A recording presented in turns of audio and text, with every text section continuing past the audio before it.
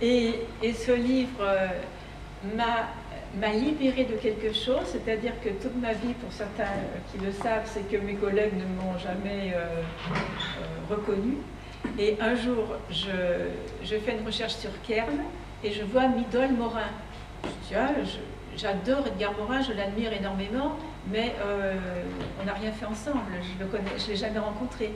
Et donc j'ai fait la recherche, et c'est sur... enfin, on peut refaire le truc, et on lui demande « Qu'est-ce que vous êtes en train de lire ?» Et il dit « Je lis Écologie des trans de Nancy Midol, et j'aime beaucoup. » Oh, alors là, franchement, j'ai été libérée de quelque chose. Je ne sais pas comment expliquer, c'était émotionnel, c'était une vie entière de non-reconnaissance, et Edgar Morin qui dit ça a tout modifié dans ma vie, après. Bien, alors, si j'appuie là-dessus, voilà, le plan, je vais essayer de mettre en question le concept central chez nous, c'est le corps. Et je vais utiliser une critique épistémologique, comme on l'a dit, c'est-à-dire les limites de la pensée disjonctive. Yannick ce matin, d'autres en ont parlé déjà. La science qui manipule les choses mais ne sait pas les habiter, c'est Merleau-Ponty qui fait la critique de la science à travers cette phrase-là. J'explique qu'un monde se réinvente, mais on peut voir qu'il passe son temps à se réinventer, le monde, d'une manière assez cyclique, mais toujours avec quelque chose dans une conscience, une ambiance différente. J'utiliserai Edgar Morin pour parler d'une autre identité et Michel Cassé pour parler d'une autre humanité.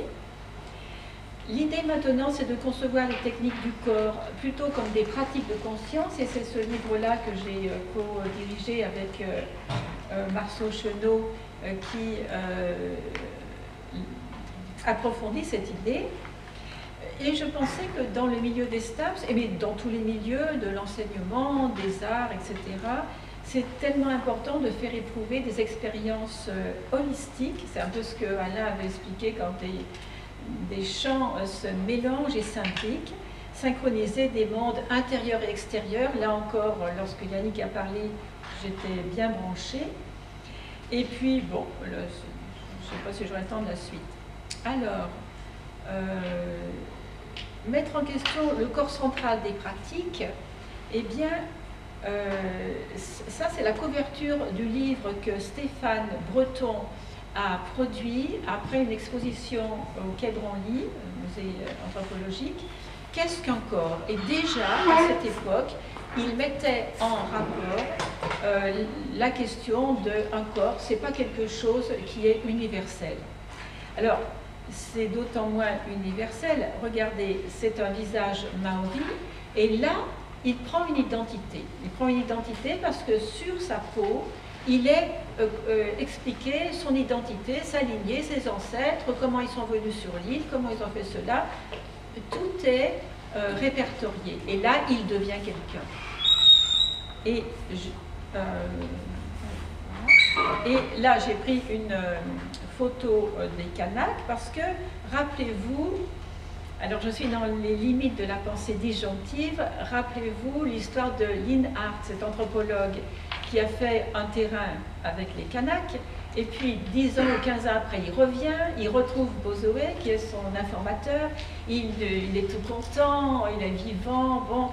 Et dans un narcissisme très occidental, Lynn Hart lui dit « Oui, alors vous nous avez rencontrés, et qu'est-ce que nous vous avons amené ?» Et Lynn Hart répond ben, « Vous nous avez amené le corps. » Alors, une déception terrible voilà, de l'anthropologue. Et c'est donc que chez les Kanaks, le concept même, le mot corps, n'existe pas. Et d'ailleurs, il n'existe pas dans beaucoup de cultures. Je dirais qu'il n'existe pratiquement que dans la nôtre. Et tout le monde ici, plus ou moins, connaît Philippe Descola, qui montre les 4 manières d'interpréter le monde et sa place dans le monde. Je les répète très très rapidement. La manière animiste, c'est que tout ce qui est vivant, les arbres, les animaux, l'eau, tout ce qui est vivant a une conscience, un projet, comme les humains évidemment. c'est les totémistes, c'est ça, plus on est dans des grandes lignées d'ancêtres qui peuvent être des ancêtres végétaux, des ancêtres animaux. Et puis, il y a la grande culture aussi analogiste, qui est microcosme, macrocosme, on en a parlé déjà tout à l'heure. Le vivant est un microcosme qui, en tout point, correspond au mouvement énergétique du macrocosme, l'univers du cosmos. Alors, ces gens-là, ils n'ont pas de corps. Et nous, les Occidentaux, nous avons inventé le concept de corps. La deuxième chose assez intéressante, je l'ai dit, Merleau-Ponty, dans L'œil et l'esprit, la science manipule les choses, mais ne sait plus les habiter. C'est pas, mais c'est plus les habiter. Ça veut dire qu'on les a habités. Et effectivement, la médecine, c'est très clairement, manipule les corps, fait des miracles, même d'une certaine manière, mais en même temps, elle ne sait plus habiter, elle ne comprend plus comment on habite son corps. Et donc, en pensant de cette manière disjonctive, eh bien, on s'invente machine, comme Descartes nous proposait, partes, extra partes, et puis on s'invente orphelin, parce que pour les autres, il est clair qu'ils sont un passage en lien avec les ancêtres, et bien sûr en projection du futur, et ils n'ont pas un corps, ils ont surtout un double, et c'est le double dans l'espace invisible qui fait fonctionner la vie, et pas le corps en fait. Et voilà, ce qui est intéressant au fond, c'est qu'aujourd'hui, que la planète est traversée partout, sur tous les coins, et qu'on comprend toutes les époques aussi, eh bien, il y a un mouvement nomade d'hybridation mondiale, et on se rend compte que les cultures, les savoirs, les imaginaires, les sciences, les spiritualités se rencontrent, se questionnent, s'échangent, et cela invente des projets d'avenir. C'est très intéressant. Voilà, donc comment nous, on montre le corps pour l'enseigner aux enfants? Eh bien, partes, extra partes. Et c'est très intéressant parce que notre corps, c'est à nous, et donc mon corps m'appartient, ce qui en réalité n'est pas si sûr que ça à un certain niveau. Alors, en mettant en question le concept de corps, au fond, on met en question notre ontologie, c'est-à-dire les croyances sur lesquelles sont basées nos mentalités et nos sciences aussi, c'est-à-dire notre champ de conception du monde, notre interprétation du monde. Pour nous, même si on est athée, même si on est qu'on mange du curé, eh bien, malgré tout, on est dans une culture où Dieu a fait l'homme à son image, et principalement, on focalise sur l'apparence, l'œil, le spéculaire, c'est l'organe le premier pour comprendre le monde, et on va organiser le monde en choses différentes, et chaque chose, on va les analyser comme des entités, et les entités ne bougent plus, c'est une chose, c'est comme ça. Et on va objecter, la science, c'est l'objectivation des choses, des objets, et évidemment, alors nous, notre corps, c'est un corps d'organes. Bon, c'est un peu différent, on l'a dit tout à l'heure, plusieurs fois dans la journée. Si on prend l'analogisme chinois ou indien, eh bien, le but, c'est la représentation du corps. C'est bien sûr un corps. Là, c'est un corps, mais on voit bien les forces de l'état, le yin, les forces de l'action, le yang, continuellement circulent dans une espèce de roue de passage de l'un dans l'autre. À chaque heure de la journée, il y a une heure plus yin, plus yang, qui est en rapport plutôt avec l'énergie des reins, plutôt avec l'énergie du cœur, etc. Et ce que l'on comprend, c'est que l'être, c'est quelque chose de mouvant, de mobile, dans un contexte mouvant et mobile, et continuellement en interaction avec son histoire, avec le contexte et avec des éléments très nombreux. J'ai pris juste un corps dans l'ayurvédisme où effectivement il n'y a pas un corps fermé dans sa peau, il n'y a pas une chose, il n'y a pas une entité, il y a un rapport, un espace entre. Et il y a de l'extérieur qui rentre dans l'intérieur et inversement. Alors, l'idée c'est de changer de focale et Bernard a parlé de Shirin Yuko. C'est cette sylvothérapie, la thérapie sylvestre de la forêt, où c'est un terme japonais qu'on n'a pas d'équivalent dans notre langue, pour dire que dans la forêt, on vient faire lien avec ses ancêtres les arbres, on se ressource, on lâche le stress de la ville et on vient communiquer avec l'esprit que les arbres ont gardé, les esprits que les arbres ont gardés, et ils font des études très scientifiques de neurosciences cognitives pour voir au niveau cérébral, au niveau du cœur, etc., quels sont les impacts de la marche dans la forêt.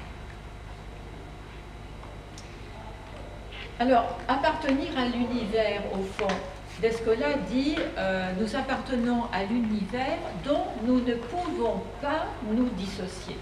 Et c'est là qu'il est très important de penser qu'est-ce que ça veut dire qu'on n'est pas dissocié avec l'univers ou avec les autres. Alors, il y avait des gens comme Darwin ou comme Lamarck qui l'avaient déjà pressenti, c'était difficile de le dire et Darwin ne voulait pas que ses études soient publiées de son vivant, c'était trop dangereux par rapport à la pensée religieuse. Bon, Descola, je vous en ai parlé. Et on se rend compte que, en fait, on s'est toujours séparés, on s'est toujours cru différents. Alors, nous étions les seuls à rigoler, nous étions les seuls à être intelligents, nous étions les seuls à être au centre du monde, nous étions les seuls à avoir une vie sociale. Mais non, avec les nouveaux outils, la science rencontre les anciennes cultures et on se rend compte que la forêt vit, qu'il y a voilà, tout ce que vous savez, tout ce que vous avez lu sur ce best-seller, La vie secrète des arbres. Ils ont une vie sociale, ils ont une vie familiale, ils protègent leurs enfants, ils rivalisent avec les autres, ils s'envoient des messages, ils parlent aux chauves-souris, etc., etc. Bien. Alors voilà que tout d'un coup, on avait dit que le XXe siècle était le monde du désenchantement, c'était Max Weber, je crois, et bien le XXIe siècle est le monde du réenchantement à travers ça, évidemment. Alors, quelqu'un d'autre propose aussi de changer d'échelle, je ne sais si vous le connaissez, c'est Tim Ingold, c'est un anthropologue extrêmement célèbre aujourd'hui dans le milieu anglo-saxon. Il change d'échelle parce qu'il dit mais il n'y a pas des corps, il n'y a pas des consciences, il n'y a pas des individus, il y a des organismes qui sont en interaction pour s'adapter et prolonger leur vie. C'est tout. Alors on ne peut voir la vie que comme ça. Et il propose une écologie de la vie. Et qu'est-ce qu'il dit? Un truc intéressant que j'ai marqué là. Si nous voulons un jour parvenir à une écologie capable de renouer avec le processus de la vie elle-même, et c'est très intéressant que apparaisse le terme de la vie, parce que nous sommes au seuil de la 6e extinction de certaines espèces dans la nôtre, et on se rend compte que ce n'est pas le corps qui est important, c'est la vie. Hein? Eh bien, si nous voulons un jour parvenir à une écologie capable de renouer avec le processus de la vie elle-même, il est nécessaire que nous descendions des hauteurs de l'abstraction rationaliste pour nous resituer dans une relation active et dynamique avec notre environnement. Pour résumer, mon but est de remplacer la vieille dichotomie entre nature et culture par la synergie dynamique de l'organisme et de l'environnement. Voilà, la synergie dynamique de l'organisme et de l'environnement. Si on vient du côté des neurosciences cognitives, vous connaissez probablement le dernier best-seller, Le Code de la conscience de Stanislas Dehaene, et il dit « La vie n'est qu'un enchaînement de milliards de réactions chimiques évoluées, un bric-à-brac ». Le bric-à-brac, aujourd'hui, il y a la bric-à-bracologie, hein, le bric-à-brac de physique et de chimie. lui aussi, il change d'échelle, il change de focus, il s'intéresse à quelque chose vraiment dans un but de sauvegarde. Ou bien on change de conscience, ou bien non. Et si on change de conscience, il nous explique le chemin des nouvelles consciences. Et je vais parler de l'épigénétique, parce que l'épigénétique, qui fait suite à la génétique, où on croyait que les gènes, c'était des objets immuables, etc. Et puis non, on s'aperçoit que non, les gènes, ils se transforment toujours.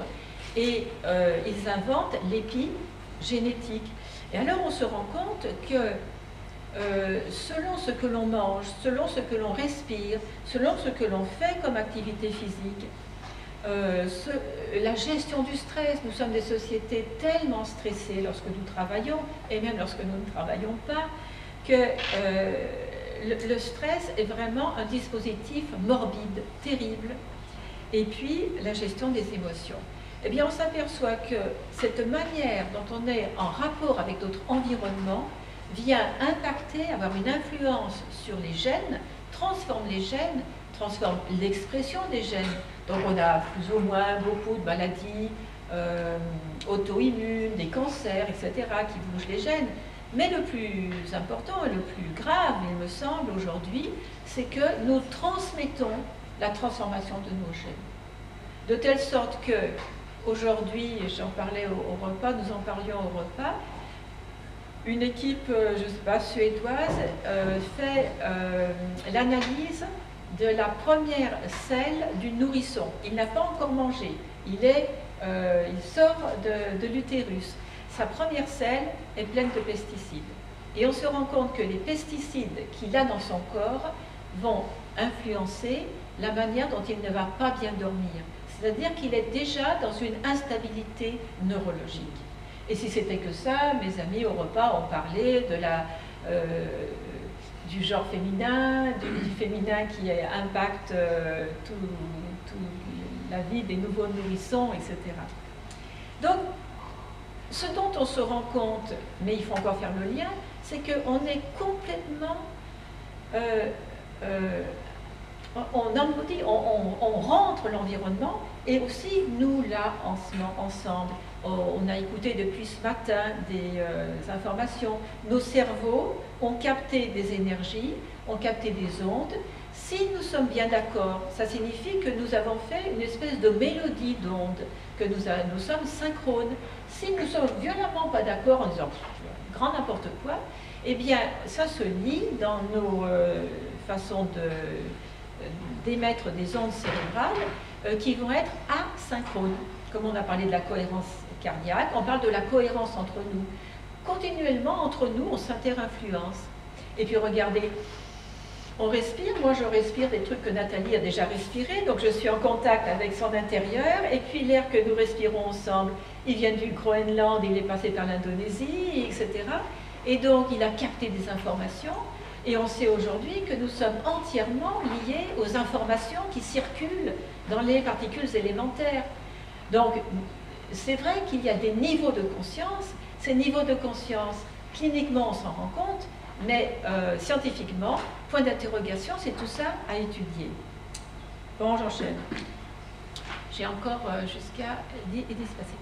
Alors, pour remplacer la vieille dichotomie aussi, nature-culture, et aussi corps-esprit, et questionner l'individu. Alors, bon, ben on connaît, on les a cités, Francesco Varela, qui a écrit L'inscription corporelle de l'esprit, Damasio, qu'on a cité ce matin. Je ne parlerai pas ni de Hall, l'anthropologue, ni de Tard, qui disait que la plaque cérébrale de mon mental s'imprime, si je parle à quelqu'un, sur la plaque cérébrale de l'autre, comme un négatif de photo. Et aujourd'hui, avec les neurones miroirs, on sait à quel point on est imbriqués les uns avec les autres. Et donc, une personne qui nous fait du bien, il faut vraiment y aller, mais une personne qui ne nous fait pas du bien, il faut vraiment se sauver. Parce que, voilà. Alors, les neurosciences cognitives, j'en ai un peu parlé, la plasticité cérébrale, on se rend compte que nos expériences impactent non seulement la structure de notre cerveau, c'est-à-dire l'épaisseur des matières grises et des matières blanches, mais ça impacte, alors je ne suis pas une grande spécialiste de l'encéphale, mais les grands spécialistes disent, ça a déjà perdu le cortex préfrontal, l'amygdale, etc. Notre cerveau, selon nos expériences, se change. Si nous répétons des mêmes expériences, et notamment j'ai étudié justement la mindfulness, la méditation de pleine conscience, eh bien on se rend compte que les cerveaux des méditants, et plus ils sont vieux méditants, et plus ils méditent longtemps, et plus leur cerveau est différent, mais semblable aux vieux méditants, et finalement les télomères sont en meilleur état, donc ils vieillissent moins, la mémoire est meilleure, l'attention, la concentration est meilleure, enfin, il y a tout un jeu là-dessus qui plaide en faveur de la méditation.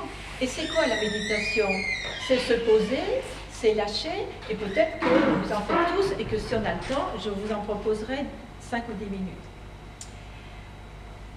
Autre chose, Marc Alizard, je ne sais pas tellement ce qu'il a dit, et en fait, je n'ai pas vraiment lu son livre, mais il dit la pensée nous préexiste. Mais c'est vrai que la pensée nous préexiste, parce que le bébé dans l'utérus, il rêve. Or, il n'a rien vu, hein, il est aveugle. Or, le rêve, c'est une image imprimée, etc. Donc, il rêve de quoi?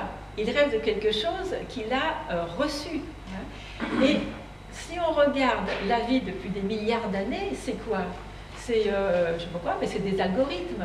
C'est des algorithmes qui fabriquent des choses qui marchent et qui restent, qui fabriquent des choses qui ne marchent pas et qui ne restent pas, etc. Et donc il dit la pensée nous préexiste. C'est le cosmos. Alors le cosmos, ce sont les algorithmes.